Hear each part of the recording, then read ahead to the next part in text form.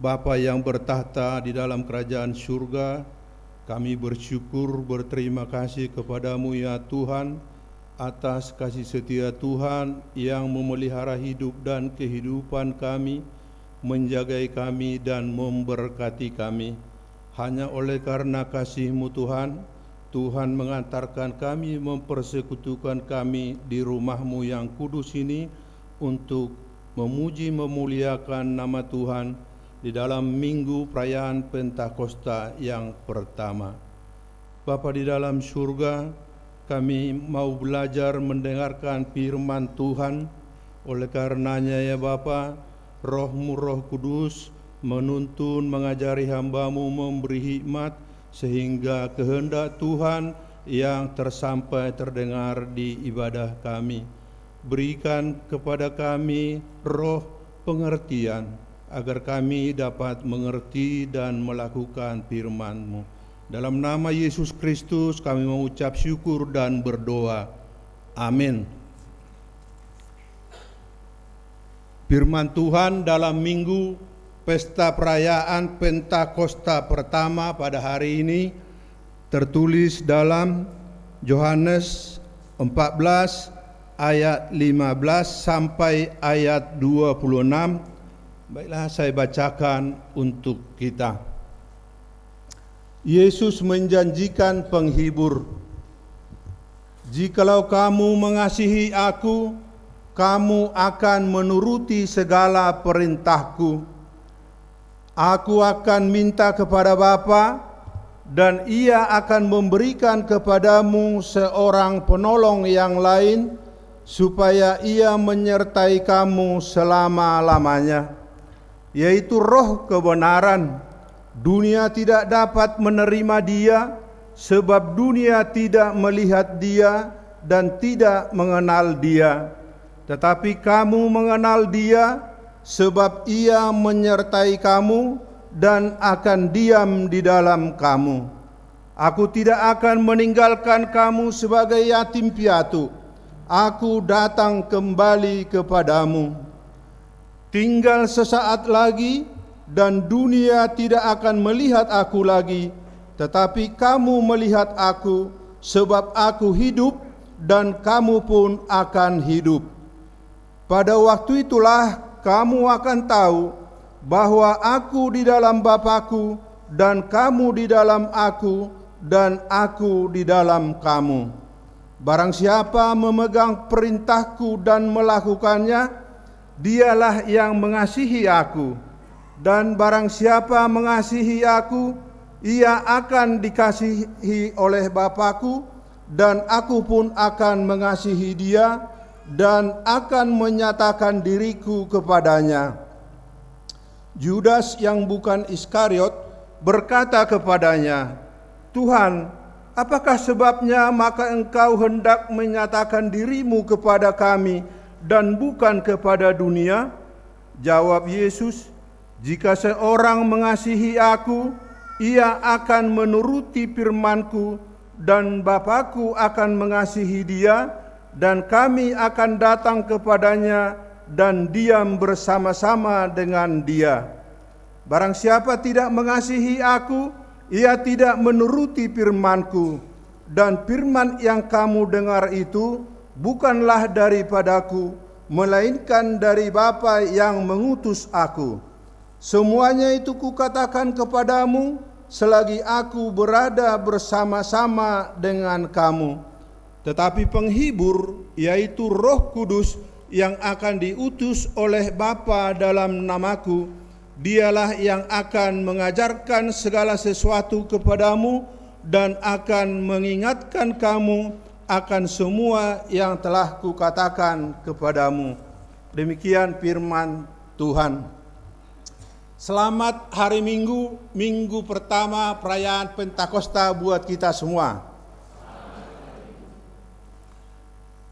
Biasanya di minggu Pentakosta atau hari pencurahan Roh Kudus, khotbah itu seringnya dari Kisah Para Rasul pasal 2, di mana di situ adalah kejadian ketika Roh Kudus dicurahkan kepada sisaan, kepada murid-murid Yesus ketika mereka berkumpul di Yerusalem.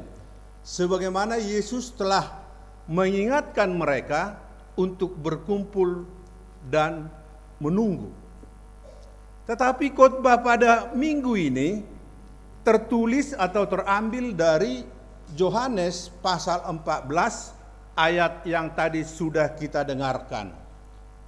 Nats ini adalah bagian dari Yesus, bagian akhir dari Yesus bersama murid-murid sebelum dia menjalani kematian, bangkit. Tuhan memberikan firman-Nya, nasihat ini kepada para sisaan. Jadi kejadian atau ayat ini, nats ini, sebelum curahnya Roh Kudus. Topik minggu kita pada saat ini adalah peran Roh Kudus dalam hidup orang percaya.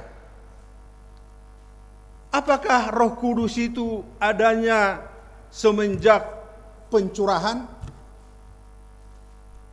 Apakah Roh Kudus itu hanya ada setelah Yesus atau Perjanjian Baru?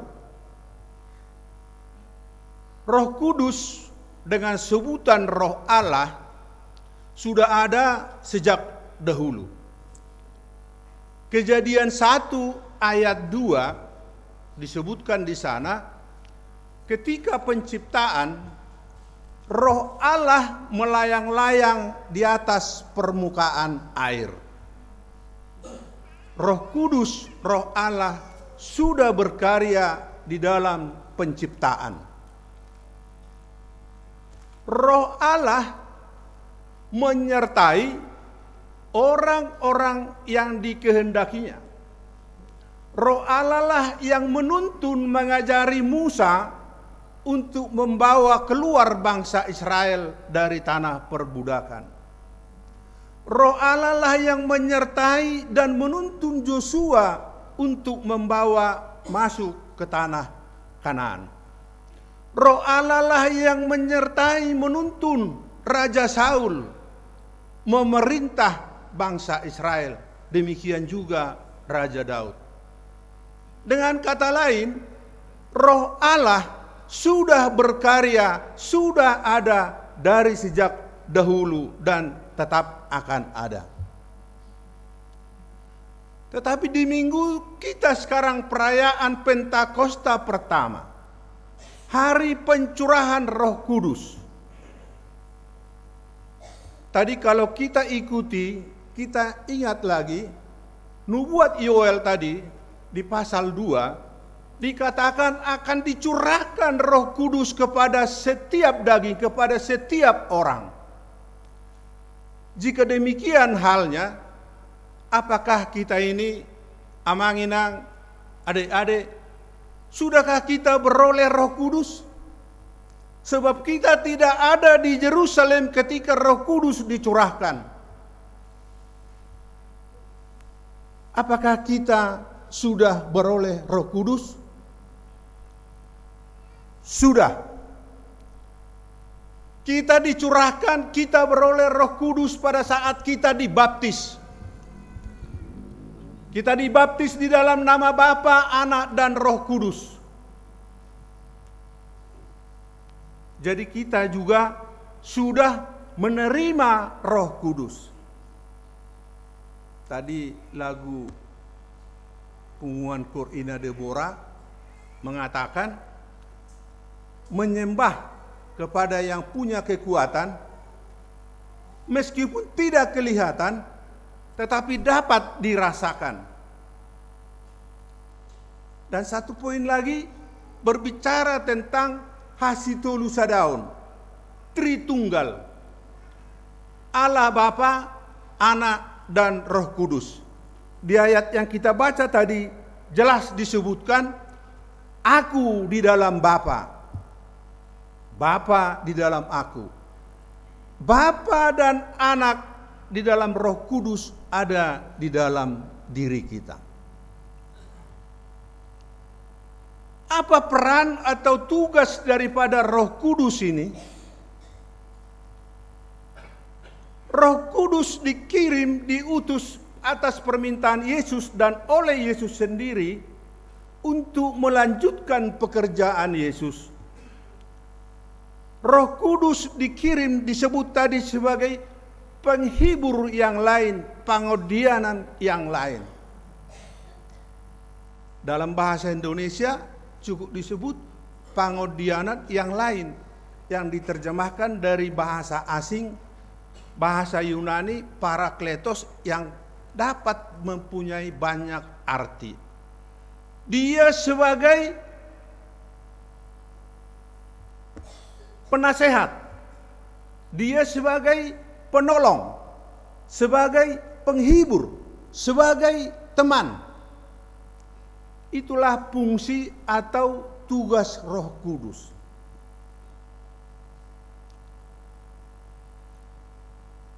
Di nas ini jelas dikatakan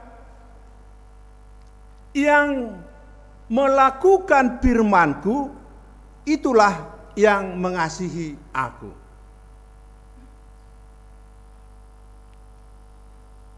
Tadani hita makaholongi debata ima mangulahon patikna. Hauduhon ketaatan kepada Tuhan ditunjukkan melalui memelihara dan melakukan firman-Nya. Tentu banyak yang diajarkan Yesus, tentu banyak yang diminta atau diperintahkan melalui hukum dan perintahnya. Dimulainya kita lihat para sisaan ketika berkumpul itu dicurahkan Roh Kudus. Mereka mempunyai semangat, mereka mempunyai kekuatan, mereka punya kemampuan untuk menyebarkan, untuk memberitakan firman Tuhan tanpa takut dan dengan keajaiban yang luar biasa.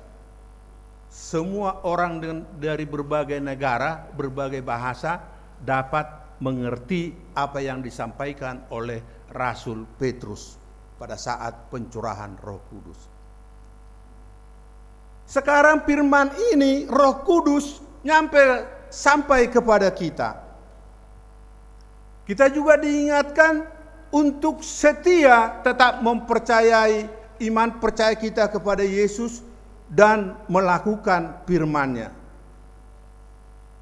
Firman Yesus tentu kita satukan, kalau kita himpun dari semua itu adalah hiduplah di dalam kasih.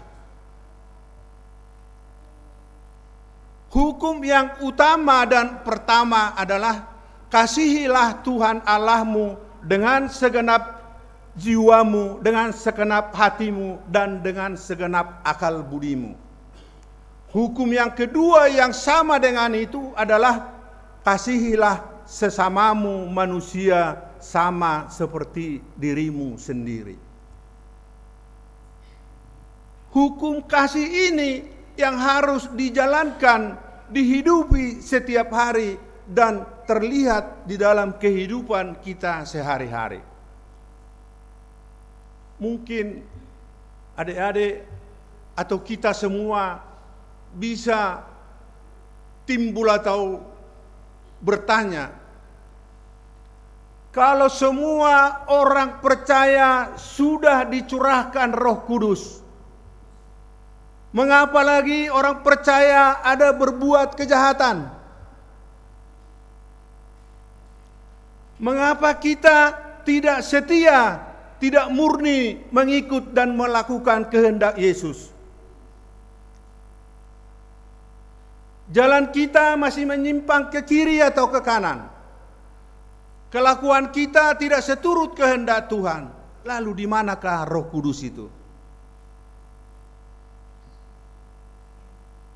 Kalau boleh kita buat pengandaian, jika seorang anak katakanlah kelas SD pergi ikut tamasya dari sekolahnya, lalu orang tuanya membekali dia dengan handphone, dengan gadget, dengan maksud dan tujuan agar mereka bisa terhubung. Tetapi ketika si anak bepergian, asik dengan teman-temannya, melihat pemandangan, permainan, dia lupa untuk menghidupkan handphonenya. Jika handphonenya tidak dihidupkan, tidak diaktifkan, apakah dia bisa terhubung dengan orang tuanya? Tentu tidak.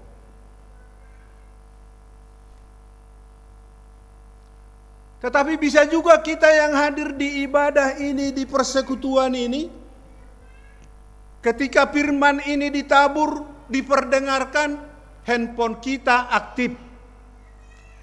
Justru tidak mendengarkan firman, tapi melihat handphone. Apakah kita terhubung dengan Roh Kudus pada saat itu? Tentu tidak.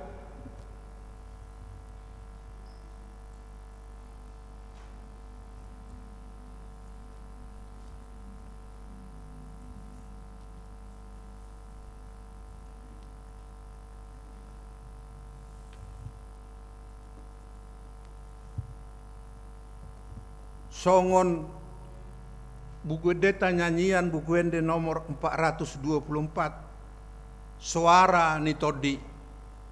Suara ni todi ni Tuhan tai jo di laosi ditulak hoi.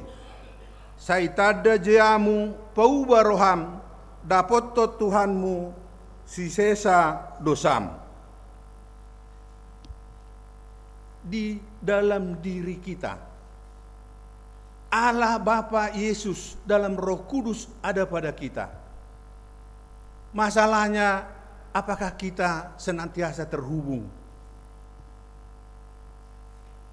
Dunia ini, apalagi di zaman modern, zaman sekarang ini, semakin banyak kejadian yang menghambat kita untuk setia hidup di dalam kehendak Tuhan. Sebagai contoh saja, mungkin di beberapa dialamin ini, tidak semua, dan saya juga tidak tahu seberapa banyak. Punguan-punguan marga sekarang hampir semua pecah. Punguan Pasar Ibu tidak lagi satu kepengurusan. Saya nggak tahu marga lain, saya dengar sih banyak juga. Sudah pecah, tidak ada kesatuan. Apakah ada kaitannya dengan nasi? Tentu ada. Karena di situ tidak ada kesatuan. Mungkin di situ tidak ada atau hilang kerendahan hati. Mungkin di situ ada egoisme, individualisme. Melalui firman hari ini kita diingatkan bahwa Roh Kudus yang sudah dicurahkan kepada kita harus kita hidupkan supaya terus berkarya.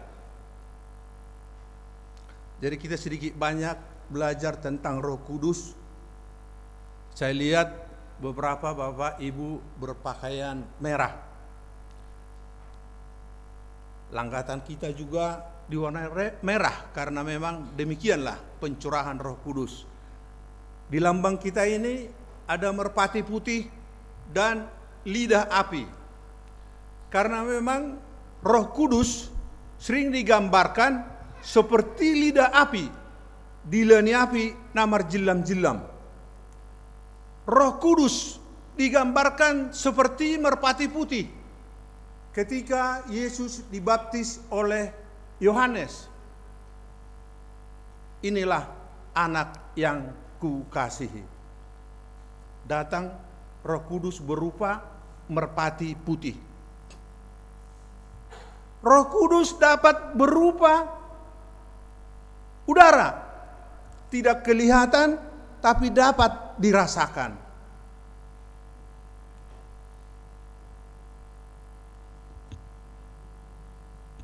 Roh Kuduslah yang menghibur orang yang susah. Banyak hal yang membuat kehidupan kita bersedih, susah. Mungkin karena sakit penyakit yang menahun, yang tidak sembuh-sembuh. Mungkin ada karena pemutusan hubungan kerja. Mungkin karena kehilangan yang kita kasihi. Jika kita tidak bersama Roh Kudus, akan kesedihan, kesusahan, kepedihan ini bisa membawa kepada madate dan madele. Tetapi bila kita bersama Roh Kudus, Dia akan memberikan penguatan, penghiburan. Ada kalanya kelak kita akan mengerti arti dari sesuatu yang kita alami. Makanya dalam penghiburan sering juga kita dengar atau kita ucapkan, sekarang kita tidak mengerti apa kehendak Tuhan atas kejadian ini. Mungkin kehilangan suami, kehilangan anak yang kita sayangi, tapi kelak kamu akan mengerti, kita akan mengerti apa yang Tuhan mau, apa yang Tuhan kehendaki melalui pengalaman hidup atau kejadian yang datang kepada kehidupan orang percaya.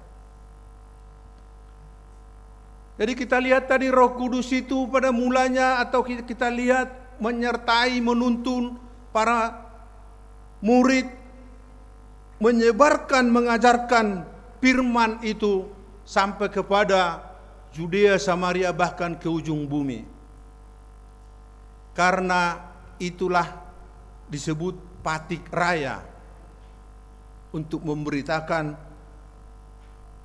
Injil, kabar baik firman Tuhan kepada seluruh dunia.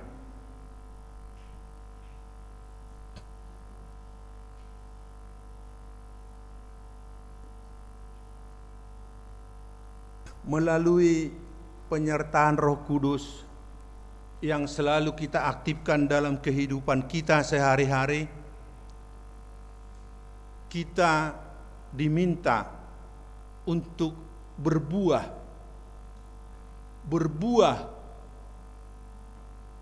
kasih, kebaikan. Kalau kita baca di Galatia 5 ayat 22, buah-buah roh itu kasih, sukacita, damai sejahtera, kesabaran, kemurahan, kebaikan, kesetiaan, kelemah lembutan, dan penguasaan diri. Ini adalah buah-buah roh sebagai wujud daripada kasih itu.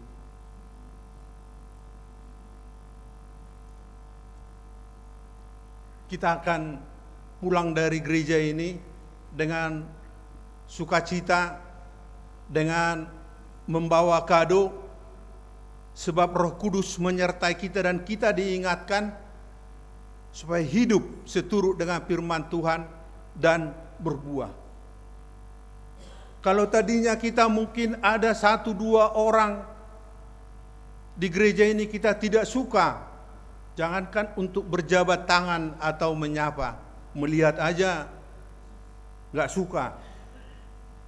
Roh Kudus menyapa kita supaya menjadi orang yang murah hati. Roh Kudus mengingat kita supaya menjadi pembawa damai. Jadi tidak sia-sia, tidak hanya formalitas atau rutinitas kita datang beribadah ini, tapi sungguh kita disapa, diingatkan supaya kita boleh beroleh hidup damai sejahtera. Kalau kita hanya mengandalkan kekuatan, pikiran, dan apa yang pada kita tidak sanggup untuk memahami apa sih kehendak Tuhan dalam hidup saya. Jangankan untuk melakukan, memahami aja tidak sanggup. Tapi oleh Roh Kudus kita akan diajari, kita akan dituntun apa yang Tuhan mau di dalam kehidupan kita. Bisa jadi di dalam kehidupan kita, kita sudah lakukan sungguh-sungguh, tapi belum membuahkan hasil. Apakah Tuhan tidak menyayangi kita? Belum tentu. Sebab Tuhan mengajar kita dengan berbagai cara. Mungkin kita diajar tentang kesabaran. Mungkin kita sedang diajar tentang kerendahan hati, kelemah lembutan. Mungkin kita diajar untuk melepaskan hati kita takut akan kematian karena hati kita melekat pada dunia ini. Pikiran hati saya melekat pada anak saya. Pikiran hati saya melekat pada harta saya. Sehingga handphone saya mati, tidak terhubung dengan Yesus, tidak berhubung dengan Roh Kudus. Oleh karena itu, Bapak Ibu yang dikasihi Tuhan Yesus Kristus, kita diajak, kita diingatkan supaya terus bertekun di dalam iman percaya kita, supaya terus meminta pertolongan Tuhan menyertai kita di dalam perjalanan ini. Mungkin kita sedang berusaha memperbaiki pekerjaan, karir dan yang lain. Kita sedang bergumul berdoa terhadap anak-anak kita supaya dapat jodoh, supaya dapat pekerjaan, dapat studi yang baik. Kalau hanya kekuatan pikiran kita akan kecewa. Tapi bila kita memohon penyertaan, tuntunan dan pengajaran Roh Kudus, kita akan diberikan. Oleh karenanya, dengarkanlah suara kelembutan roh. Dengarkanlah di dalam hatimu, tidak jauh di dalam hati kita. Dia menyapa kita. Mungkin mengajar kita untuk lebih sabar, untuk lebih giat, untuk belajar lagi, tidak cukup dengan sudah ada. Semuanya itu akan diajarkan apabila kita datang berlutut memohon, menjauhkan tinggi hati, kesombongan dan yang lain. Sebab itulah yang membuat jarak kita kepada Tuhan.